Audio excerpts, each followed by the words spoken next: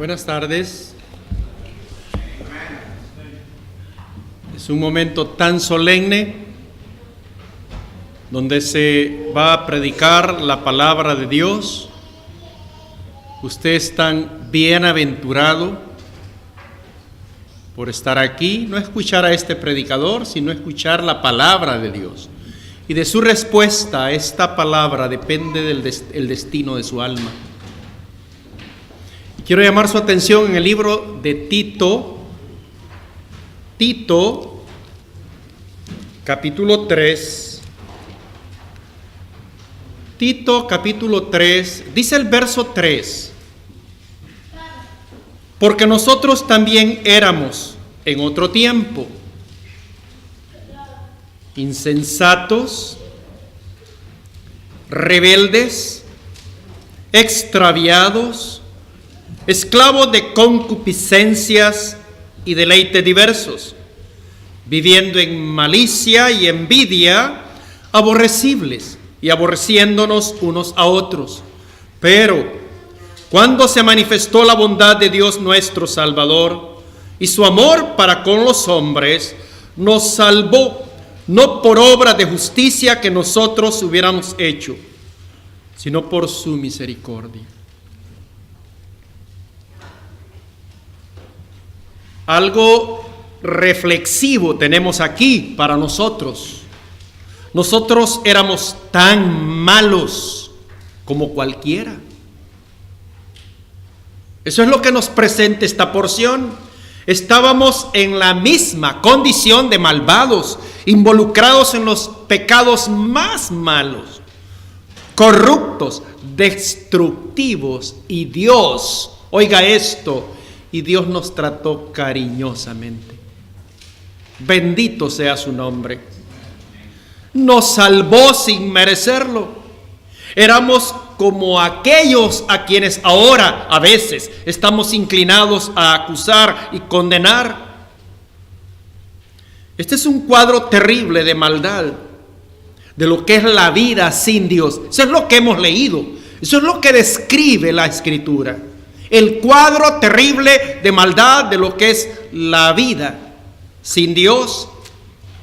¿Qué presentan esta porción citada? La profundidad de la perdición humana, la capacidad de cometer maldades enormes, groseras, perversiones horrorosas, atrocidades horribles.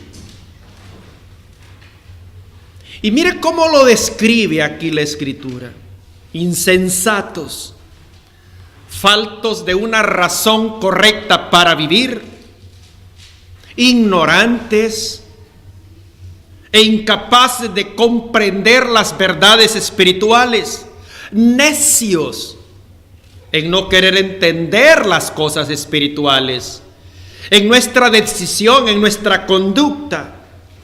Ignorar a Dios es carecer de sabiduría realmente. Esa es la insensatez más grande. Esta es una ceguera espiritual de la realidad de Dios, que conlleva al rechazo de Dios. Pero mire algo más que describe de la terrible condición humana: rebeldes, desobedientes a las reglas de Dios, rehusando reconocerlas y fabricando nuestras propias leyes, nuestros propios valores. Rebeldes, menospreciando la voluntad de Dios, burlándonos aún de la fe en Dios. Esta es la condición de un corazón endurecido, encallecido, insensible a causa del pecado, rehusando las órdenes, rechazando ser convencido. Habla de una vida obstinada, terca, contumaz. Esto conlleva a la anarquía, rebeldes, falta de todo gobierno, desorden, confusión por falta de autoridad. Es una anarquía contra Dios, la insubordinación, no someterse al control de Dios. Esta es la persona incorregible, negando reconocer la autoridad, negando someterse a ella. Mira, aquí hay un problema. El asunto no es me someto o no a Dios, obedezco o no a Dios. Ese no es el problema. ¿Sabe cuál es el problema? ¿A quién se va a someter? ¿A quién va a obedecer? ¿A Dios o al diablo? ¿La verdad o el error? ¿Justicia o injusticia? Que soy libre para hacer lo que quiera, no es cierto. No existe el ser humano moralmente libre. Nosotros somos esclavos del pecado. Y este es el punto que podemos mirar acá. Rebeldes, querer la propia vía, rechazar reconocer a Dios como soberano de derecho de ser obedecido, es poner la voluntad por encima de la voluntad de Dios, es irrespetar a Dios. Extraviados, habla de un engaño. Ese es el extravío, llevados al error, al pecado, a la impiedad cada vez mayores.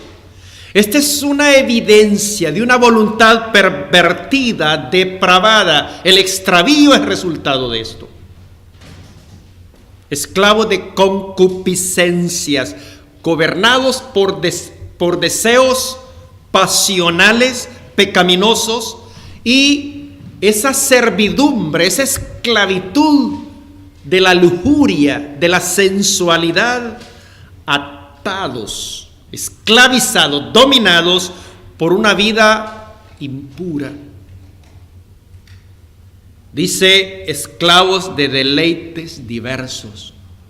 Esa satisfacción pecaminosa, ese apetito insaciable que suplica de diversidad constante, complaciéndose nomás en las cosas del tiempo, diversiones, placeres mundanos, viviendo en malicia. Este es un carácter totalmente malo. Maligna dureza del corazón, una malvada disposición de la mente, manifestándose en una mala voluntad, malos deseos, en querer dañar, destruir, siempre buscando hacer lo malo para con otras personas, viviendo en malicia, envidia, pero me asombra esta palabra, aborrecibles, de lo que es objeto el ser humano, provocando el odio en otros por su mal carácter, por su conducta detestable. Persona que llega a ser una abominación, algo fétido, pestilente, odioso. Otros consideran como detestable esa persona. Eso no es un deleite, aborrecibles. Significa que la naturaleza codiciosa, egoísta, avarienta del hombre es digna de aborrecerse. Miente, roba, engaña. Todo esto es detestable. La inmoralidad, la fornicación, el adulterio, el vicio destruye hogares, destruye el cuerpo mismo. Todo eso es digno de aborrecerse. Aborrecible, dice, y aborreciéndonos unos a otros. Este es un odio mutuo en toda la raza humana.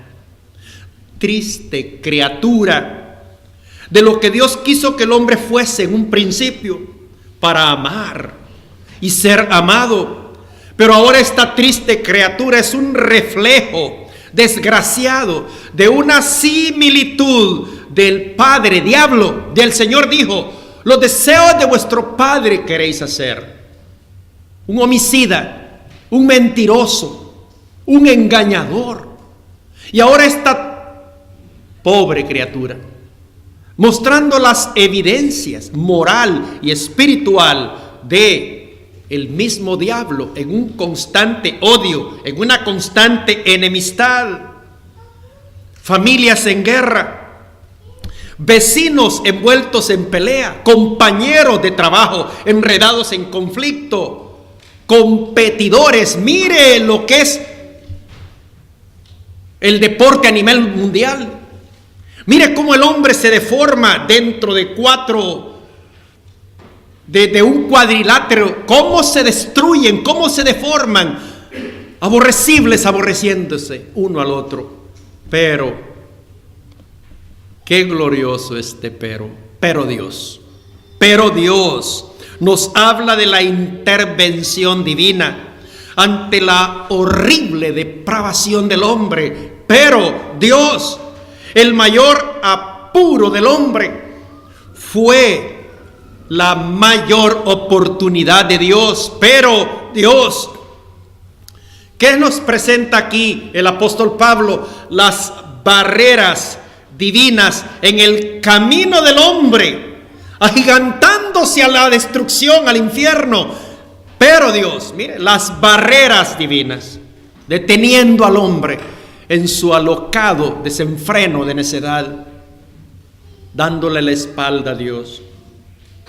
Pero Dios, cuando se manifestó la bondad de Dios, nuestro Salvador. ¿Y cómo se manifestó esa bondad de Dios? Palabra fiel y digna de ser recibida por todos. Cristo Jesús vino al mundo. Nuestro Salvador, el Señor Jesucristo, vino al mundo a morir por los pecadores. Y este es cuando nosotros los cristianos ahora fuimos salvos por gracia. Nuestro Salvador. Su mismo nombre, Jesús, significa Dios es salvación. Y esto es lo que podemos contemplar en nuestro Dios, manifestándose en este amor. Dice, y su amor para con los hombres. Aquí tenemos contemplada la gracia de Dios y la compasión. Dios nos ama tanto que tiene que actuar para tratar con el problema del pecado. Ya lo hemos contemplado en el verso 3. Y nos ama tanto que tuvo que tratar con el problema del pecado y la muerte y proveer la salida ante la condenación. La paga del pecado es muerte. Es una separación eterna de Dios. El malo, dice la Escritura, no habitará junto a Dios. Dice que el pecado ha hecho una separación entre el hombre y Dios. Estamos en esclavitud de pecado. Esto es algo que nosotros contemplamos en la palabra de Dios. Pero cuando se manifestó la bondad de Dios nuestro Salvador, el amor de Dios sobrepasa la indignidad de nuestra vida. El amor es la respuesta de Dios a la miseria humana. Esa miseria la acabamos de estar contemplando, cómo la describe aquí el Señor mismo. Este es el amor que encuentra pecado, pero crea mérito, valor, dignidad. No hay ninguno que haya caído tan bajo, que se haya degradado tanto moralmente, que no pueda ser alcanzado por la bondad y el amor de Dios. Y no hay un pecado tan grande que pueda opacar. No hay un pecado tan grande que no haga destacar, sobresalir el amor de Dios. Pero cuando se manifestó la bondad de Dios y su amor para con los hombres, de esta forma vemos que no hay pecador tan terrible, tan malvado, que no pueda ser alcanzado por este amor. Me alcanzó a mí. Al inicio observábamos, éramos tan malvados como cualquiera. No había bien en nosotros que pudiera provocar tal amor. Por eso dice la Escritura, mas Dios muestra su amor para con nosotros, en que siendo aún pecadores, Cristo murió por nosotros. El amor de Dios buscó el objeto más repugnante en el cual manifestarse y lo encontró en el hombre pecador, los desechos del pecado, lo que no es. Eso es lo que Pablo dice: mirad vuestro llamamiento, no sois muchos nobles, lo vil, lo despreciable ha escogido Dios. Qué maravilla de amor. Dice la Escritura que Dios levanta al hombre del muladar. Pablo, ese principio de mención en el libro de Filipenses lo repite. ¿Cuántas cosas dice eran para mi ganancia? Las tengo por pérdida, basura. Hay algo bien liviano. El desperdicio como resultado de un banquete, que lo tomaban los sirvientes y se lo lanzaban ese desperdicio a los perros. Pero esa es una forma liviana de ver muladar o pérdida. Porque lo más acertado de lo que es eso, de lo que tiene en mente el apóstol, es estiércol. Ese es el carácter de este mundo. Los costarricenses tienen un decir, así se caracterizan ellos: pura vida, dicen. Pura vida el vicio, pura vida el deporte, pura vida todo lo... Pero ¿cómo puede ser pura vida el carácter de este mundo que es comparado a un estiércol? Y es ahí donde nos enfocó el amor de nuestro Dios. Este es el amor de calidad. Este es el amor de importancia superior, el que se ofrece a indignos, a pesar de no ser correspondido. Y dice el verso: nos salvó. ¿Con qué propiedad habla este hombre? Si él habla de sí mismo y dice que es el primero de los pecadores, nos salvó. Expresa el acto salvador de Dios como un hecho en el pasado. La salvación espiritual y eterna concedida de inmediato por Dios a nosotros. Este no es una terapia de rehabilitación moral intensiva, no. Esta es una transformación. Es un cambio en el momento que la persona reconoce su pecado y recibe al Salvador. Este es el resultado de lo que el Señor hizo en la cruz. Dice el profeta, el apóstol, quien tomó nuestros pecados en su cuerpo y los llevó sobre el madero. El justo murió por nosotros, los injustos, para llevarnos a Dios. Es a lo que se está refiriendo el apóstol Pablo. Jesucristo, el cual me amó y se entregó a sí mismo por mí. Es a lo que anunció el profeta. Y era tan vívido lo que este hombre relataba, que cuando alguien está leyendo la porción, asombrado, ¿de quién habla el profeta? ¿De sí mismo o de otro? Y el punto era este mismo. Mas él herido fue por nuestras rebeliones, molido por nuestros pecados. El castigo de nuestra paz fue sobre él.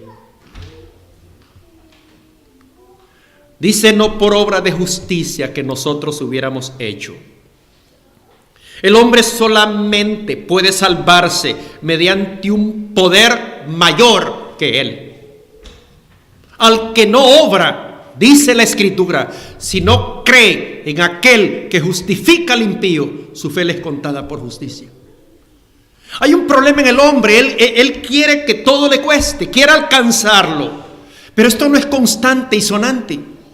Ninguno podrá en manera alguna redimir a su hermano, dice el salmista, ni dar a Dios su rescate, porque la salvación de su alma es de gran precio. No la logrará jamás.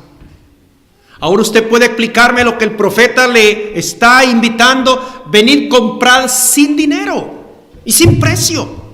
Pero ¿cómo es posible comprar sin dinero?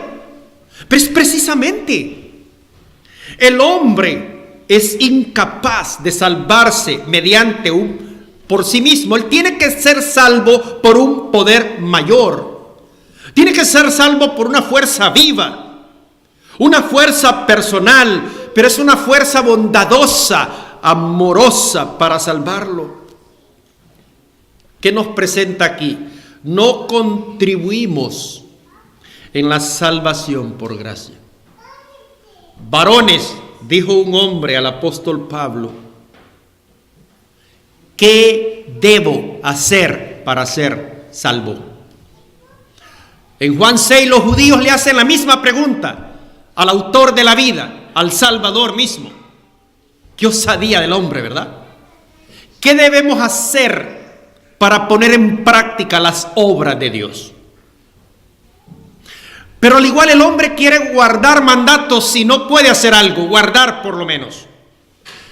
El apóstol responde: ¿qué debo hacer para ser salvo? Cree en el Señor Jesucristo y serás salvo. El Señor responde a los judíos: ¿qué debemos hacer para poner en práctica las obras de Dios? Esta es la obra de Dios, dijo el Señor, que creáis en el que Él ha enviado. Bueno, usted entonces razona: vaya pues, no es por amar al prójimo, entonces tengo que guardar mandatos. Dice Juan mismo, este es su mandamiento, que creamos en su Hijo Jesucristo. Por eso la Escritura lo confirma: por gracia sois salvos, por medio de la fe. Esto no de vosotros, esto es un regalo de Dios, no por obras, para que nadie se gloríe. Y aquí lo expresa: no por obra de justicia que nosotros hubiéramos hecho. Entonces no contribuimos a la salvación por gracia, porque no merecíamos ser librados del pecado, de la muerte. No merecíamos nacer de nuevo. No merecíamos llegar a ser hijos de Dios. No merecíamos la vida eterna. Entonces, ¿cómo es que Dios nos salvó? Por su misericordia. ¡Qué palabra más grandiosa! Salvos por misericordia. ¿Qué es misericordia? Es la extrema manifestación de compasión. Esa es misericordia. Es un deseo de socorrer. Es un deseo de ayudar. Y eso está en el corazón de Dios mismo. Dice Dios, se inflama mi compasión. Verle ahí como está, no sentado, verle sin Dios, sin Cristo, sin esperanza, en esclavitud del pecado, en el reino, dominio de Satanás, bajo la ira de Dios, expuesto a la condenación eterna. ¿Qué es misericordia? Es tiernamente atraer hacia uno, cuidar. ¡Qué garantía! Él tiene cuidado de vosotros, dice Pedro. Dios ve nuestra necesidad de salvación. Y eso inflama el corazón de Dios de compasión. Dios mira el peligro de su alma. Antes de este viaje, viajamos un sábado con mi esposa, un sábado anterior. Se van a reunir varias iglesias para un culto evangelístico. A las 5 de la tarde hay una llamada de uno de los ancianos, dirigentes de una de las iglesias. Hermano Omar dice: hemos considerado que la reunión evangelística se debe cancelar. Una familia que se congrega en la iglesia vecina, único hijo de esa familia, no cristiano, un joven de escasos 16 años. Tenía una motocicleta. Él, crecido en un hogar cristiano, escuela dominical, llegó un momento en que ya le fastidiaba todo eso. Se ofendía cuando se le hablaba del Señor, de ir a la iglesia. Demasiado joven, según él, una vida por delante, y lo va a pensar no sé cuándo en cosas semejantes, pero por el momento no hay tiempo. Y en su modo, como aceleraba ese vehículo, y no sé si fue intencional, pero el hombre que está conduciendo el carro lo impactó, arrollándolo con todo y vehículo en el momento, muerto. 16 años. ¿Quién podría relacionar un evento de 15 años de una señorita? ¿Quién podría relacionar ese evento de regalos y qué sé yo con lágrimas, luto, ataúd, dolor, entierro? ¿Quién puede? Va que no rima. Hicieron un escenario, no sé a qué altura. En un momento del evento, de el festejo de la quinceañera, llegó un momento en que el padre va a colocar, quitando qué sé yo, tipo de zapatos acostumbrado y ponerle algo de tacón. Y en el escenario, será que ella no midió el espacio, pero cayó de la plataforma. Y pasaba un largo rato y ella en el suelo, pensando que es parte de su manera humorística de bromear, llamar la atención. Pero pasa el tiempo y cuando su padre y su madre corren a levantarla, esa señorita está muerta. La muerte nadie la invita. Su presencia es desagradable. Pero aún así vendrá por usted y por mí. ¿Quién puede relacionar un evento de 15 años con un ataúd, un entierro? ¿En eso terminó?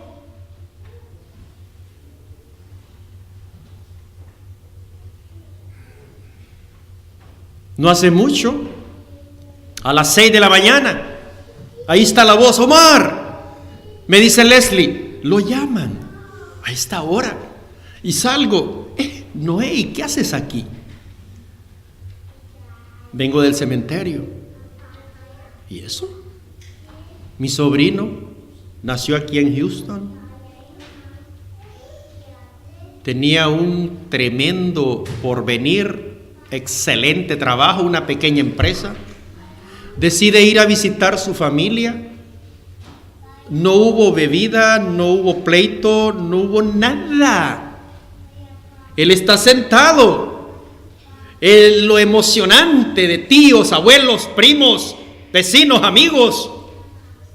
Lo emocionante del momento, y frente a todos ahí en la sala, se inclina y están mirando algo rojo. Una bala perdida en el mero corazón.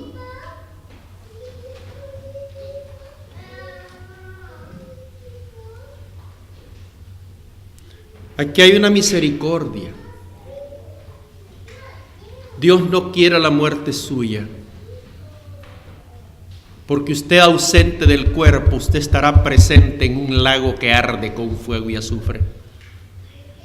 El que en él cree, dice, no es condenado, pero el que no cree ya ha sido condenado, porque no ha creído en el nombre del unigénito Hijo de Dios. Entonces, ¿qué es misericordia? Es la respuesta del Señor a la miseria humana. Hemos visto la miseria humana en el verso 3. Y ¿sabe qué es lo tremendo de esa porción? Que no hay ni una acción de pecado, solo es una condición del corazón. Y la respuesta a esa miseria humana es la misericordia de Dios. La misericordia es la expresión y actividad divina frente a la desgracia del ser humano. Solo puede haber misericordia cuando hay un miserable solamente. Y eso es lo que el pecado ha hecho de nosotros.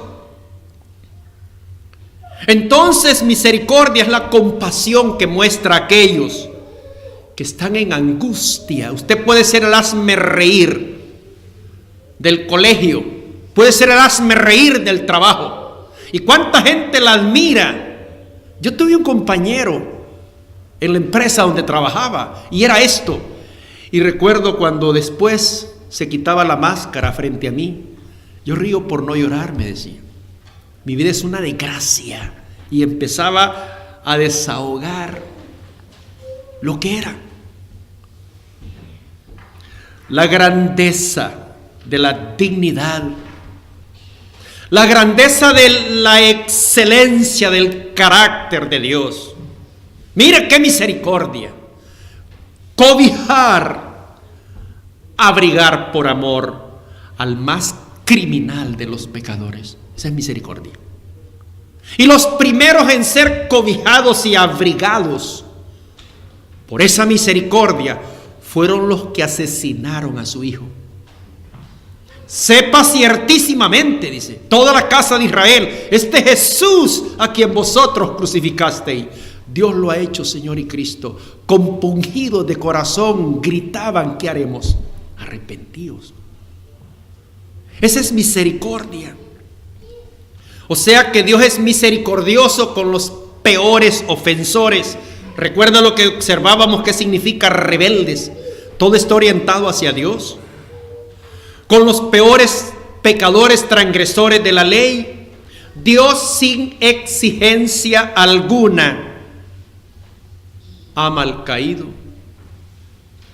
Sin exigencia alguna ama al pecaminoso, al rebelde, al necesitado. Dios ha mostrado misericordia mediante el perdón de los pecados. El único que puede perdonar el pecado es aquel contra quien hemos pecado. Es Dios. Dios ha mostrado misericordia en la justificación, libre de culpa, en la liberación. Si el Hijo os libertare, seréis verdaderamente libres, recibiendo al enemigo.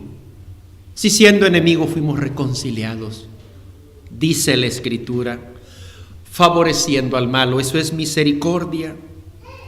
Dios ha sido misericordioso con nosotros a través de la muerte y la resurrección de Jesucristo, porque por Cristo aquellos que creen en Él son justificados por la fe. Esa es misericordia.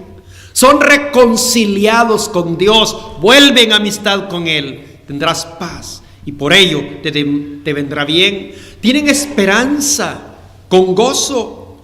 La compasión, la piedad de Dios que ha demostrado al proveer todo lo que el hombre necesita para la salvación.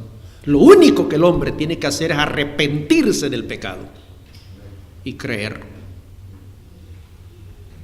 Eso es todo.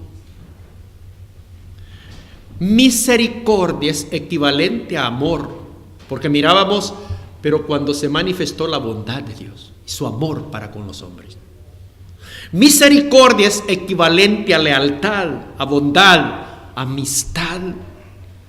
¿Y dónde formarnos una idea de esa misericordia equivalente al amor, lealtad, bondad, amistad? Bueno, se habla del hijo pródigo. Bueno, usted es libre de ponerle un título como usted lo considere, pero en gran medida esa es la historia de un padre bueno. La persona central no es el hijo pródigo. La persona central de esa historia es el padre bueno. Ese padre bueno se le conmueven, se le sacuden de ternura las entrañas. ¿Sabe qué dice el Señor? Fue movido a misericordia. Y a ese padre bueno se le sacuden las entrañas. ¿Y qué es la razón de que se estremezca en su interior? Al ver a un hijo destrozado, dañado por la miseria del pecado, pero también destrozado y dañado por la miseria de la rebeldía contra Dios. He pecado contra el cielo, es lo primero que dijo ese hombre. Y que vuelve a la casa paterna. Este Padre bueno, ¿qué sale a recibir? Sale a recibir un desecho.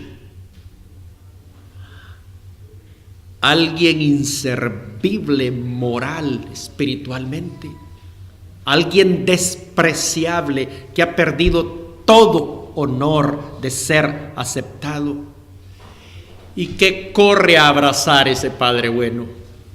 ¿Qué escena? Mire, corre a abrazar a uno que ha estado asociado con prostitutas y cerdos. Esa es misericordia. La respuesta de Dios a la miseria humana. O sea que es una entrañable misericordia. Esto es algo inexplicable. ¿Cuándo usted va a experimentar ese amor como expresión, esa salvación como expresión de bondad y amor? ¿Cuándo? Debe ser hoy. He aquí ahora el tiempo aceptable. He aquí ahora el día de salvación. Yo le suplico, le ruego, traiga sus pecados al Señor Jesucristo. Él dice: venid a mí los que estáis trabajados y cargados, yo os haré descansar. ¿Y no queréis venir a mí para que tengáis vida? Es la pregunta. Todo aquel que a mí viene, no le echo fuera. Aprende esta verdad. Dios le ama. Dios quiere salvarle. Es un gran caballero, nunca va a violentar su voluntad. Pero usted determine arrepentirse este momento de su pecado. Acuda a Jesucristo, creyendo en Él, creyendo que en esa cruz Jesucristo murió por su pecado, en su lugar, que recibió el castigo que usted merecía. Y al recibirlo como el personal salvador de su alma, Dios tendrá de usted misericordia, dice el profeta. Será amplio en perdonar. Borrará sus pecados en la sangre del Cordero. Perdonará su pecado, salvará su alma, le dará vida eterna, lo pasará de muerte a vida, lo arrancará del reino de Satanás, como dice Colosenses, y lo trasladará al reino del bien amado Hijo de Dios. Dejará de ser criatura, pasará a ser un hijo de Dios cuando usted deposite su fe en el Señor Jesucristo. Y todo esto por gracia, por gracia. Es un regalo gratuito y divino. ¿Hay alguien, un niño, un adolescente, una señorita, un joven, una persona adulta? Acuda a Jesucristo. Él está esperando. Pero ese encuentro con Jesucristo es mientras vive acá. Es mientras vive. Es ahora. Mañana puede ser demasiado tarde. Le hablé de 3 escenas. Aquel joven en esa motocicleta. Esta señorita en un evento festivo. Y aquel visitante con una bala perdida. ¿Cuántas personas se acostaron y nunca despertaron? La muerte los sorprendió ahí mientras dormían. Antes que eso suceda, ¿y cuándo va a suceder? No sabemos. Usted necesita tener a Jesucristo. Necesita asegurar su alma. Sus pecados deben ser perdonados, lavados en la sangre de Cristo. Debe tener la salvación de su alma, la vida eterna, y todo ello por creer en el Señor. Que el Señor lo bendiga.